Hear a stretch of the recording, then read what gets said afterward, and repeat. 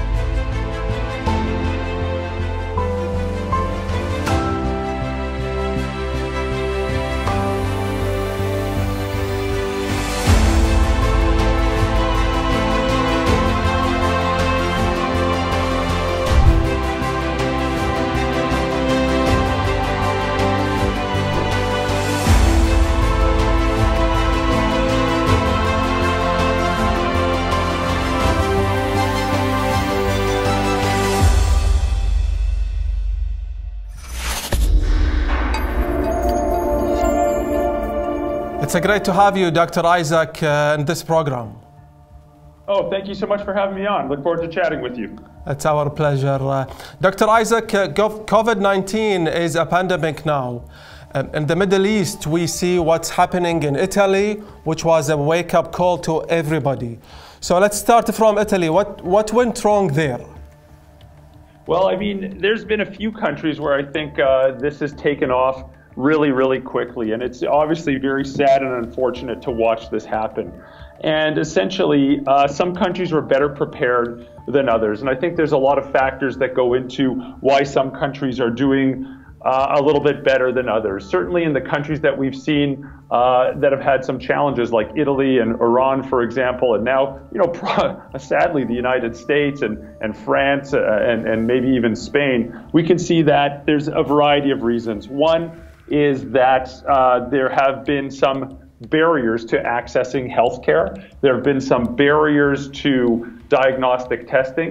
There have been some barriers to surveillance. And there have been perhaps slow measures to start these social distancing policies that we know can slow down transmission.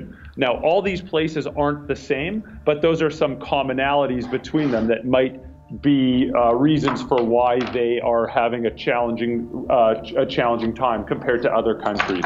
What do you think of what President Trump said yesterday about chloroquine? He sounded like it's the magic bullet for this disease. What's your take on that? And if you can give us a brief update on the treatments available for COVID-19 now. Sure. So that's a great question. I know, we have to be obviously very careful with what we hear in the news. I think some of it can be valid. Some of it might be a little bit of hype, and we have to be very skeptical readers. Now, I really think that the early data for chloroquine looks promising. I don't think we have any data right this minute that's completely confirms that this is going to, be a potent drug in the treatment of COVID-19, but it's certainly possible. So the early studies that really enrolled there's one study that I know of that enrolled about 30 people, demonstrated that the group that did receive chloroquine had a reduced duration of shedding the virus, which was pretty helpful. Interestingly, in that one study, they also added azithromycin in some people, and that even further reduced viral shedding. So I think there are some arrows pointing in the right direction, and this is going to be very helpful. So it reduced viral shedding, which means that it will reduce the infectivity of the carrier, but did it shorten the duration of the disease, or did it reduce the severity of the disease in this early study? I think it's actually too soon to tell because it was really on such a small number of patients. So this is one of those issues where I think we've got to be very careful about speaking beyond the data. And I think we have to be very careful about ensuring that we really put this data into the appropriate context. No one should be making broad generalizations about hydroxychloroquine or chloroquine in this situation. No one should be making broad generalizations about the addition of azithromycin. Dr. Isaac, we know that coronavirus are mostly active between January and May, and we know that SARS stopped suddenly in June. Are you hopeful that this virus will be less active in summer? No, I'm not. I think that's a little cavalier to say, yeah, you know what, summer's coming around the corner, we're going to be okay. I think we've got to be very careful about that. And I also should remind you that even though SARS stopped in the summer months, I don't think it was because of the weather. It's because there was basically a really good understanding of how it was transmitted, and that just happened to coincide with when this outbreak started and the massive infection prevention and control initiatives at hospital levels and at more regional levels were employed. I think the same holds true with this. Listen, at the end of the day, after this pandemic, when everything starts to settle down, certainly it is possible. And one of the theories is that this infection will integrate itself into a seasonal infection, much like influenza, and we'll start to see it in the cooler months. But I think we have to be very careful about saying that it's going to happen during the course of the pandemic. I think during the course of the pandemic, all rules are out. And in the past, we've even seen things like this happen before. So, for example, in 2008, 2009, we had the H1N1 pandemic. Now, H1N1 is an influenza virus, and the influenza virus is also a winter virus. Yet, this just tore through communities during the hot summer months as well. So during an epidemic or a pandemic, I think a lot of these seasonality rules may be out the window. And after the epidemic, after this has run its course, it may integrate into a seasonal component. But I would be very cautious about being comfortable saying, you know what, this is all going to be over in the summer. Still, one more point. Go ahead. It's March right now. It's March. We can look at China, we can look at other places that have had more time with this virus, and it has taken those countries about 3 to 3.5 months to get this under control. So if you think about it, I'm in North America right now. It's mid-March. It's really the end of winter and into spring. And of course, in 3 months' time, it is going to be the summertime. So I think we have to be careful about making these false attributions when really our social distancing measures, our public health measures, everything that we're doing now is really working to get this under control. And then, of course, it's going to be July and someone's going to say, see, I told you so, it's summer and it's over, when in fact it was probably the public health measures that are getting this under control rather than the warmer temperatures.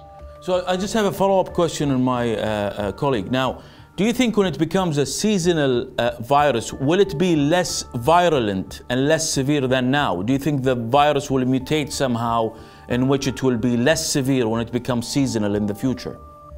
Yeah, that's a great question. I want to clarify one point. First of all, we have no idea if it's going to become seasonal. That's just a theory, and it very well might be. And secondly, if it does become seasonal, yeah, I mean, things change, viruses change, and we know, for example, year after year, sometimes we have different strains of influenza, and some at a population level pack a harder punch than others.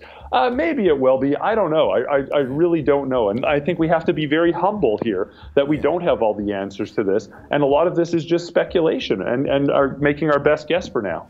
Now, since SARS in 2003, we knew that Corona family are going to come again, and they came again with the MERS in 2012. However, we did not see any development of vaccines for any of those severe corona or the more virulent corona viruses. So why do we think now, by bypassing the process of the FDA, we are going to get a vaccine soon? Well, I think you raise a very good point. We have to have foresight here. We've had SARS, we've had MERS, now we have COVID-19. This is not going to be the last coronavirus that we see. We're going to see this again, and if it's not COVID-19, it's going to be another coronavirus. And you raise a really interesting point because, when we think about what's prioritized for funding, what's prioritized for science and research, we don't often take this long view. And certainly after SARS, there was some interest in making a vaccine, but of course that fell by the wayside. Now, of course, we're in the middle of a pandemic, and everyone is kicking themselves in the butt saying, why didn't we fund this? Why didn't we fund coronavirus vaccines? We've had programs, we've started funding, and there's been a little bit of work on this front. Like, we could really use a vaccine right now. And of course, it wasn't that well funded for a long time. And now we're scrambling to fund vaccine efforts for this. And so I think it's going to be a while until we see a real coronavirus vaccine that becomes available. But, obviously it's going to take a bit of time. It's probably going to take over a year. Dr. Isaac, talking about your studies about on travel medicine, we saw from your study on Iran that Istanbul was the city most linked to Iran. Despite that, we didn't see a lot of cases there. Should Turkey be worried? Well, I think truly in the middle of a pandemic, everybody should be worried. No one is immune. No country on planet Earth is immune from this. Obviously these viruses don't care. These viruses are traveling around the world, and they don't care what your political or economic situation is. They don't care what your public health infrastructure is. This virus is moving. Now, a lot of the work we can do, and a lot of the work that I've been involved with, can sort of look at where the virus is more likely to go and track how this virus can spread, and even estimate the burden that certain places may have for this virus. And, by and large, these models have been pretty accurate. I mean, our early work showed how it was going to spread from Wuhan to parts of East Asia first, and then we had some studies looking at China as a whole and looking at how it would spread from China. And of course, the one that when we're looking at Iran, obviously, my love and respect to the Iranian people. I feel terrible. They're certainly having a tough time with this epidemic. Right, this is my second question. Really what about Iran now? All together. And I really hope that they come through okay in the end. But of course, when we look at travel from Iran, Iran is pretty interconnected to its neighbors. It's pretty through flights. And now, of course, we know that there's many travel restrictions and travel bans, and travel is being restricted tremendously. But before those went up, Iran was probably having a significant number of cases, and certainly we now know that Iran has exported cases to a lot of the neighbors, including Iraq, probably Lebanon, most certainly it's been exported to Turkey as well. We discussed your study on Egypt here in the program, and we mentioned that it was accepted for publication at the Lancet Infectious Disease, which is a a great journal. You also posted the actual study on Twitter, and we discussed that. Now, could you please elaborate on this, as some rumors say that it was rejected and that you apologized for publishing it? Yeah, no, I mean, like, I think we should just sort of clear the air here. Let's preface this with, again, I have nothing but love and respect for the people of Egypt, and the same holds true with everyone else in the world. I really, truly want individual countries to fare as best as they can with this infection, and what we can do and what we have done. Not this is I work with a physician, but I also work with a research team. So I'm not going to take credit for all of this work. This is truly a team effort. There's lots of people working on this, and what we've done is we've been able to look at a few things. One is we're able to look at how this infection can spread throughout the world and sort of predict where it will go and when it will go there. And we can also use some pretty interesting mathematical models to sort of predict the burden of infection in certain places. So we did our study, and again, to be quite fair, I mean, the methods of our study is nothing that exciting. I mean, we used validated models of predicting the burden of infection in a particular place. This time we did it with Egypt, but again, this has been done with Iran, this has been done with Italy, this has been done with the United States, this has been done with lots of other places in the world. And we discussed, and this is like a well-validated way of estimating the burden of infection. So I mean, the science is pretty clear. And it was accepted at Lancet Infectious Disease. It was accepted at Lancet Infectious Disease. Yeah. And we were very open and transparent about that. And of course, listen, I'm not here to talk politics. There's no value judgment here. This is science, medicine, and public health. The whole goal is we just want everyone to be healthy and well. And this was obviously not meant to disrespect any political organization, any group of people. This is really just meant for health and wellness. And I've got to say that, Dr. Isaac, we did the exact same thing for many, many other places as well. And, of course, you all know what happened next. There was a rather vigorous backlash against this. And again, people are entitled to their opinions. That's completely fine. But I think that there seemed to be a lot of misinformation and misunderstanding about the methods, about the predictions, and people just assumed that there was maybe some nefarious causes here, and really there really isn't. And I think some people. Dr. Isaac. Yeah, go ahead. Yeah. Just before we end, what's your advice for a small country like Kuwait? We have done a lot of testing so far, and all shops, restaurants, cinemas are closed since last week, although we had only around 100 of cases. So what's your advice for a small country like Kuwait? It sounds like you're doing everything right. At this point in time, it's social distancing measures, and if the restaurants and coffee shops are closed and people are able to work from home and people spread out and don't come into close contact with each other, I think you're doing something right. And the other thing that really needs to be done is, in the healthcare settings, you really need to have a large scale up of diagnostic testing to make sure that people who are sick get tested. Also to make sure people who are sick but not sick enough to be in hospital get tested as well. If you have this wide scale of diagnostic testing coupled with these social distancing measures, I think you'll fare much better than other places. Dr. Isaac Boghosh from Toronto General Hospital, thank you very much for the time and the great answers. It's truly a pleasure to have you and a privilege. Thank you. Wonderful to chat with you. Have a great day. You too. Thank you, Dr. Isaac. Okay. طيب دكتور محمد، بشكل سريع إذا نبي نعرج على أبرز النقاط اللي يمكن ذكرها الدكتور آيزاك قبل شوية معنا في اللقاء، أنا وايد لفت انتباهي جوابه على سؤال الصيف، لأن كثيرين الآن كان في أمل. كان الأمل أو التوقع أن ترى إن شاء الله تحملوا بعد شهر صيفنا جاي وموضوع كورونا راح ينتهي.